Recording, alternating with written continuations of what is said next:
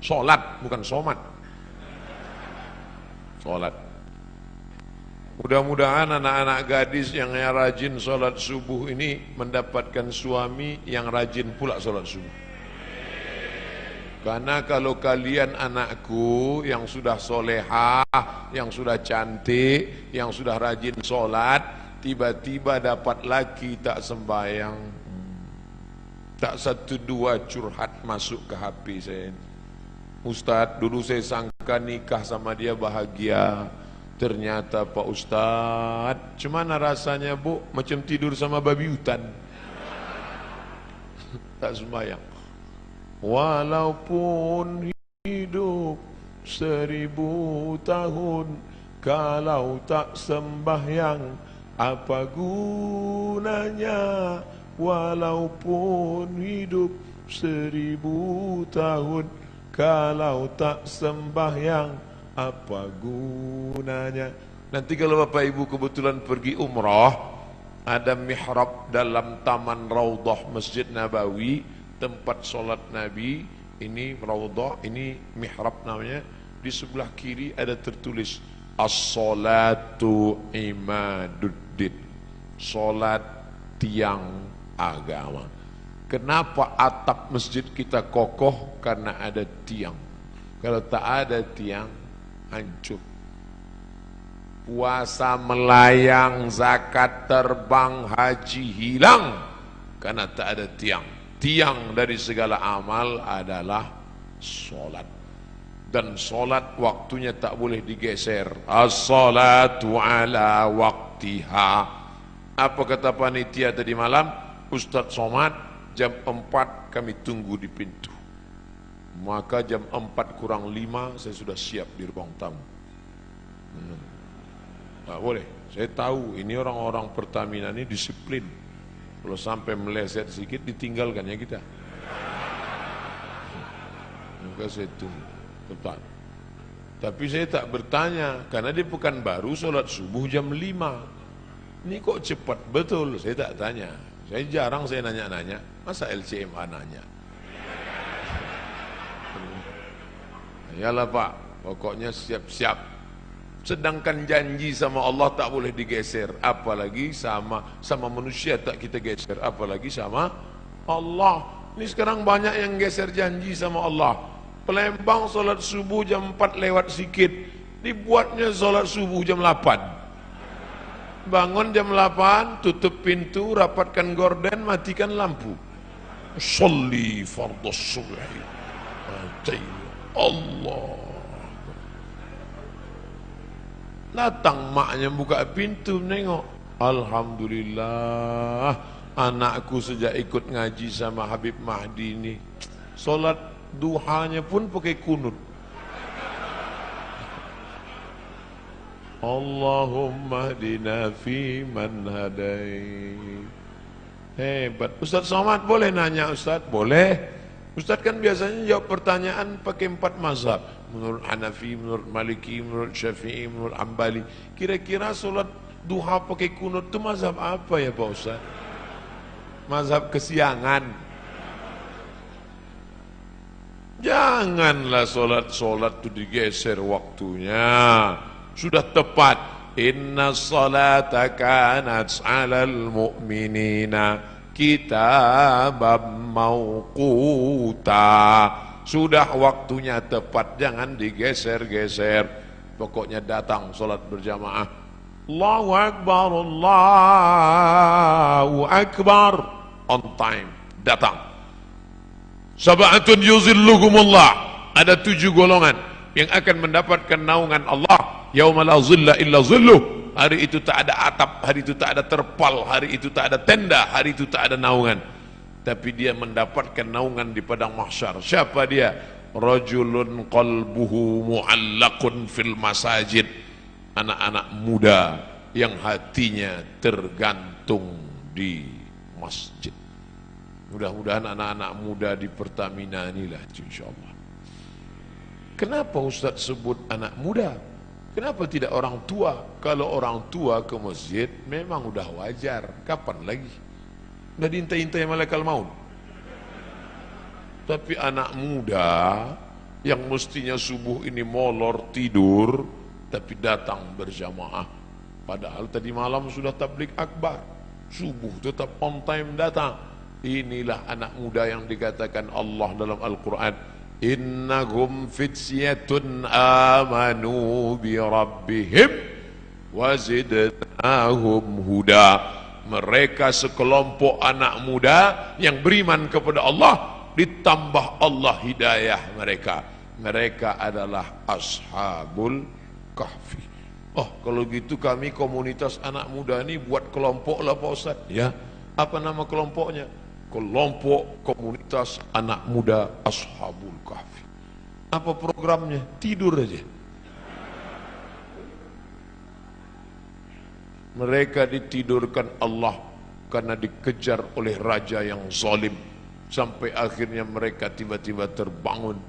Wal yatalattaf wa la yush'iranna bikum ahada. Hai anak muda yang bangun, tolong kau pergi ke pasar beli makanan, tapi jangan gerasak gerusuk, tenang-tenang supaya orang tak tahu. Diam-diam mereka beli makanan, penjual makanan mengambil duit, begitu orang ditengok, rupanya duit itu sudah expired, tak laku. Kenapa? Salah sami'ati wasdadu tis'a.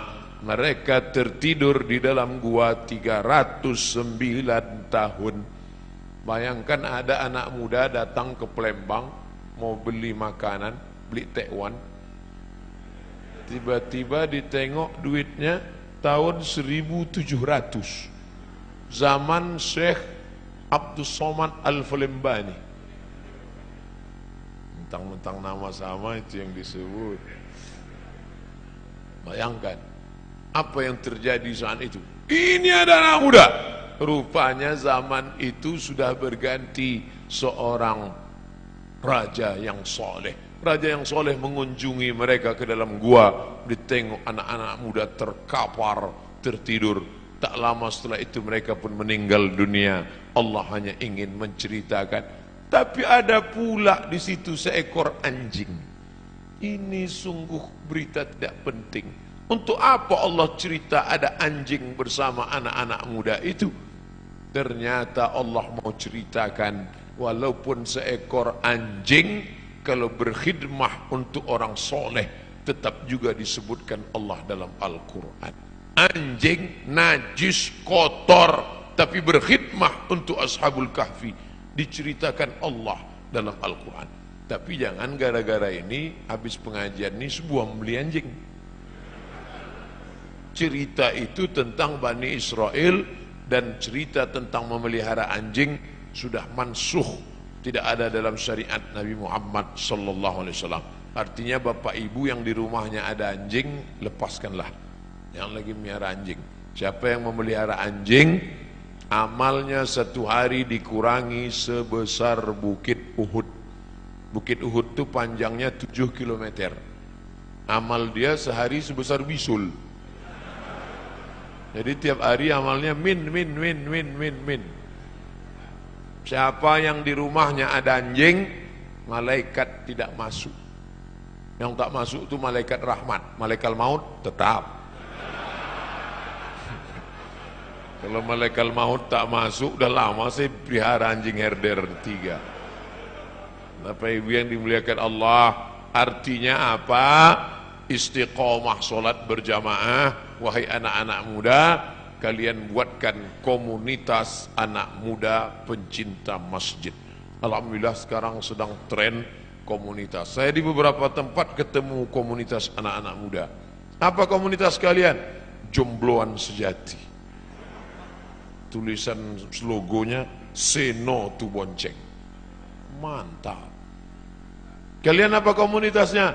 Ini Pak Ustadz, saya dikasih mereka di Yogyakarta, dipasangkan mereka pemasangan jaket kepada Ustaz Abdul Somad, tulis di belakang born to ride, ride to Jannah, lahir untuk mengendara menuju surga. Anak-anak geng motor, mantap. Dipasangkan ke saya pun langsung ke airport. Habis subuh, pasang langsung ke airport. Semua orang di airport nengok saya. Rupanya jaket itu dipasang naik motor. Saya naik pesawat. Tak cocok.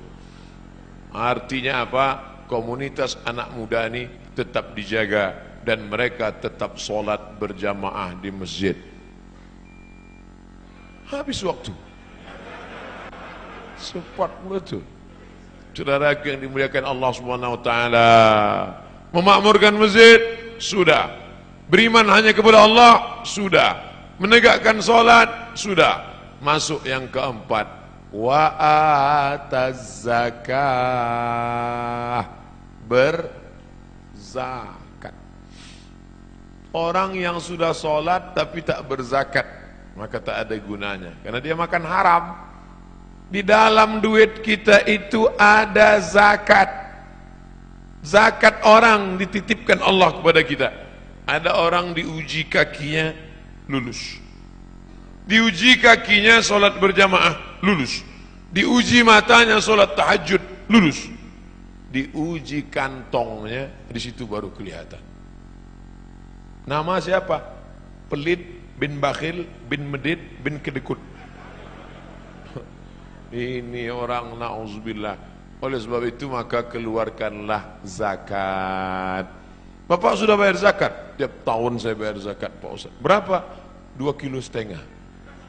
Itu zakat fitrah. Zakat pendapatan 2,5%. 85 gram emas murni. Berapa itu sekarang Pak Ustadz? 85 gram kali 500.000 1 gram, 42.500.000. Siapa yang mempunyai pendapatan 42.500.000 sudah kena zakat 2,5%. Kalau profesi kami sebagai pegawai Pertamina ini gimana Pak Ustadz? 42.500.000 setahun, bagilah 12 bulan. 12 bulannya berapa itu? 42.500.000 bagi 12, 3,6. Jadi yang berpendapatan 3,6 juta, 3.600.000 itu udah kena menurut Basnas, Amil Zakat Nasional yang sudah disepakati ijma' antara ulama-ulama Basnas se-Indonesia 3,6. Saya tidak sebut gaji. Karena ada orang gajinya 2 juta, pendapatannya 20 juta. Ada uang tunjang, uang sipak, uang sundul, uang sikut, dah duit-duit apa. Jadi di total semua, total. Pak Ustadz, saya sebulan dapat 5 juta. Mudah cara ngitungnya. 1.025.000. 5 juta berarti 125.000. Saya 10 juta Pak Ustadz, 250.000. Saya sebulan dapat saya 100 juta Pak Ustadz, 2,5 juta. Mudah-mudahan Bapak Ibu punya duit 100 juta. Dari bunyi aminnya banyak yang tak yakin Pak. Masalah duit ini kita tak bisa ngelihat orang, tak bisa dinilai duit dari wajah orang. Ada hitam, jelek, pesek, pendek. Tapi buka dompet 100 juta. Ada ganteng putih, tengok dompet 2.000 perak. Mudah-mudahan semuanya dapat 100 juta. 100 juta zakatnya berarti 2,5 juta. Memang kalau udah cerita zakat ini banyak lupa. Tak ingat saya Bos. 2,5 juta. Saya tak tahu. Entah siapa yang punya 100 juta, entah siapa yang tidak, saya tak tahu. Dan Bapak petugas Basma, Badan Amil Zakat Pertamina, itu tidak tahu siapa yang punya duit. Tapi ada dia yang tahu, la ta'khuzuhu sinatun, dia tak mengantuk, tak tidak tidur, tak mau berzakat, simpan, tak ada angin, tak ada hujan, tiba-tiba lutut sakit, dibawa ke tempat kusuk, makin sakit, dicucuk pakai jarum-jarum itu akupunktur, sakit, tak mempan jarum, cucuk paku payung, makin sakit. Akhirnya dibawalah ke Singapura. Sampai di Singapura datanglah dokter Cina membawa martil kecil aja, dipukulnya lutut. Ayah, lapuklah lama pakai. Rupanya tempurung kelapa yang di lutut nih lapuk. Jadi gimana dok? Tenang, kita sudah import lutut dari Tiongkok. Berapa harganya? Sebelah kanan 40, sebelah kiri 40, ongkos pasang 20, pas 100.